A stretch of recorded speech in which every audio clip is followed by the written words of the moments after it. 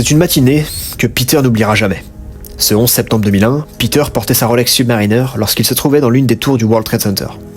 Alors que les événements tragiques se déroulaient autour de lui, sa montre est devenue bien plus qu'un simple accessoire. Elle est devenue un témoin silencieux de sa survie, de sa lutte, pour échapper à la destruction de la force intérieure qu'il a dû mobiliser pour survivre à l'une des journées les plus marquantes de l'histoire moderne. Aujourd'hui, la montre de Peter ne raconte pas seulement l'heure. Elle porte en elle l'histoire de ce jour où le monde a changé, et où sa vie a basculé. Cette Rolex Submariner est bien plus qu'un simple objet de luxe. Elle est le témoin d'une histoire personnelle, d'une expérience humaine que peu de personnes peuvent imaginer. Cette montre est maintenant chargée de sens, d'émotions et d'histoire.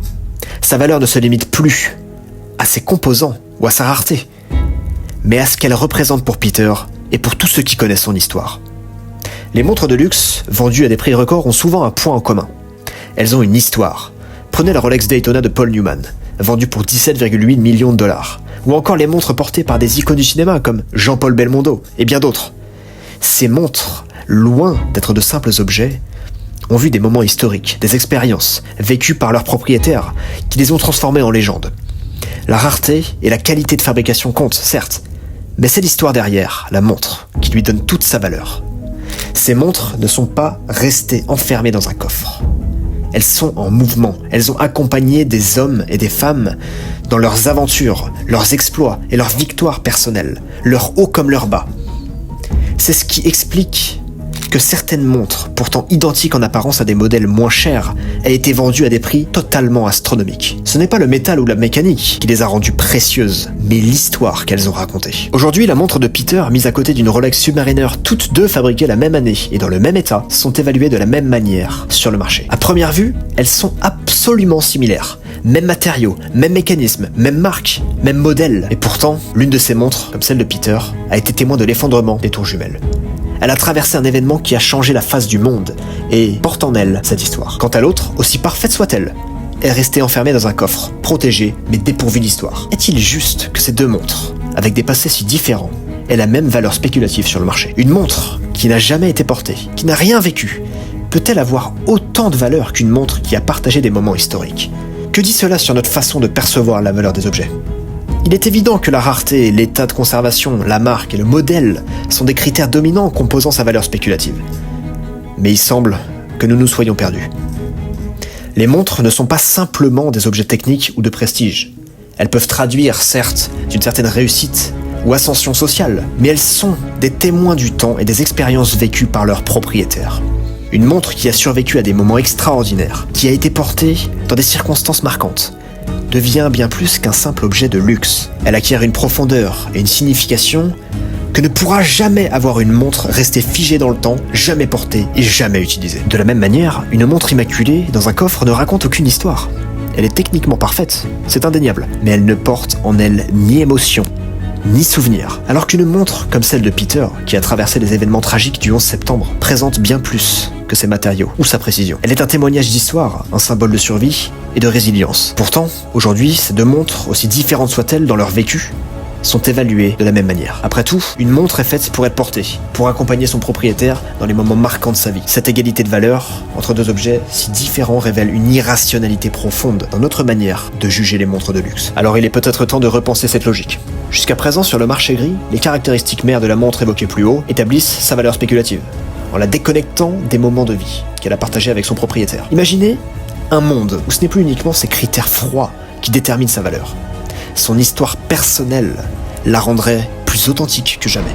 Prenons l'exemple de la Rolex Explorer 2, portée par Reinhold Messner lors de sa conquête de l'Everest sans oxygène, en 1978. Cette montre a vu des sommets que peu de personnes ont atteints. Aujourd'hui, elle est devenue une légende, non pas à cause de son design, mais à cause de l'histoire qu'elle raconte. Mais pourquoi cette distinction serait-elle réservée aux seuls exploits extrêmes? Chaque Rolex a le potentiel de devenir un témoin de moments précieux, que ce soit un défi personnel, une rencontre marquante ou une aventure intime. Chaque instant que vous vivez avec votre montre peut lui donner une valeur incomparable. Prenez également l'exemple de la Rolex GMT Master de Jack Swigert, portée lors de la mission Apollo 13. Cette montre n'a pas seulement vu la Terre, elle a vu l'espace. Elle a survécu au retour héroïque de l'équipage Apollo 13. Mais qu'en est-il de votre GMT Master? Peut-être qu'elle a accompagné vos propres réussites, vos propres défis. Chaque montre a le potentiel de devenir le témoin d'une histoire unique, et c'est cette histoire qui a le pouvoir de transformer sa valeur sentimentale et surtout monétaire. Et c'est maintenant à votre tour d'écrire l'histoire. Votre histoire. C'est avec cette vision que j'ai commencé à travailler sur un projet que j'ai nommé Eternity. Ce projet n'est pas une simple innovation technologique. Il a le potentiel de redistribuer les cartes dans un marché où l'irrationalité a pris les devants. L'idée serait de valoriser la narration bien plus que les caractéristiques mères de votre Rolex. Alors bien entendu, ces dernières composeront toujours sa valeur de base. C'est indéniable. Mais de nos jours, c'est l'authenticité qui compte. Alors pourquoi s'abstenir de donner une âme à votre montre, elle qui a tout vécu à vos côtés? Imaginez un instant. Avec Eternity, votre Rolex devient comme un livre d'histoire, mais c'est vous qui en écrivez chaque page. Chaque moment vécu avec elle, chaque expérience marquante que vous choisissez de capturer enrichit sa valeur, tant monétaire que sentimentale. Si demain, vous êtes témoin d'un moment historique, comme ce fut le cas malheureusement pour Peter le 11 septembre, ou que vous accomplissez un exploit personnel, cela peut absolument tout changer. Prenons des exemples concrets. Gravir le Mont Blanc, conquérir le K2, l'Annapurna ou même assister à des courses de Formule 1 emblématiques. Imaginez-vous terminer un marathon de Paris ou participer à un rallye Dakar avec votre Rolex au poignet. Ou peut-être que vous entreprendrez une aventure comme une traversée de l'Atlantique à la voile ou une expédition en Antarctique. Chacun de ces moments, vécus avec votre montre, devient bien plus qu'une simple performance. Il devient un témoignage de vos réalisations, de votre expérience de vie. Ce ne sera plus seulement une question de célébrité ou de rareté, mais de vécu. Et ces moments enrichissent profondément la valeur de votre montre. Avec Eternity, même une Submariner ou une Datejust ayant partagé un moment intime, une aventure personnelle ou un exploit comme gravir le sommet de l'Annapurna pourrait voir sa valeur exploser, totalement se transformer. Ce ne serait plus réservé à des gens qui s'appellent Paul Newman ou Jean-Paul Belmondo. Désormais, c'est l'histoire que vous décidez de créer qui aura un impact sur sa valeur spéculative et monétaire. Le jour viendra peut-être de revendre votre Rolex. Vous la posterez sur Chrono 24, mais finira par se fondre dans la masse de toutes les répliques et les estimations frauduleuses. Tout comme aux enchères, sa valeur dépendra principalement de ses caractéristiques mères. Et c'est là qu'Eternity redistribue les cartes. Votre montre a enregistré chaque moment marquant de votre parcours avec elle. Et il sera possible de rendre public votre histoire, pour ainsi se dresser à des cotations qui la représentent réellement. Les gens ne voudront plus la Rolex Submariner lambda, mais se battront pour la vôtre, pour son histoire, votre histoire. Peut-être parce que vous avez participé à des expéditions historiques, comme gravir l'Everest pendant le tremblement de terre frappant le Népal en 2015, ou encore parce que vous avez vaincu une maladie incurable. Votre Rolex mérite d'être valorisé à sa juste valeur. Et je vais rendre ça possible avec Eternity. Et vous, futur acheteur de Rolex, qu'allez-vous choisir? Une montre vierge, dépourvue d'histoire, ou une montre qui a vécu des moments uniques, qui a été le témoin de réussite, de voyage ou d'exploit?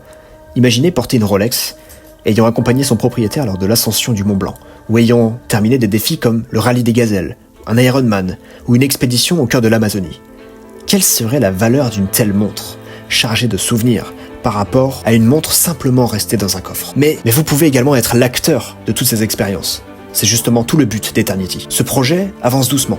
Rien n'est encore finalisé, mais quelque chose de grand se prépare. C'est une idée qui prend forme, discrètement, sans bruit, loin des paillettes et loin des annonces tapageuses. Il ne s'agit pas de révolutionner le monde du luxe du jour au lendemain, non, ça ne fait pas sens, mais d'apporter une nouvelle dimension à la valeur que nous accordons aux objets, et particulièrement les montres de luxe. Quelque chose est en train de naître. Il est possible que cela change la manière dont vous percevez votre propre montre. Que vous soyez déjà propriétaire d'une Rolex ou que vous envisagez de le devenir, prenez un moment pour réfléchir. Une montre aussi prestigieuse soit-elle, vaut-elle vraiment quelque chose si elle est vouée à rester dans un coffre-fort? Une Rolex n'a pas été créée pour rester immobile.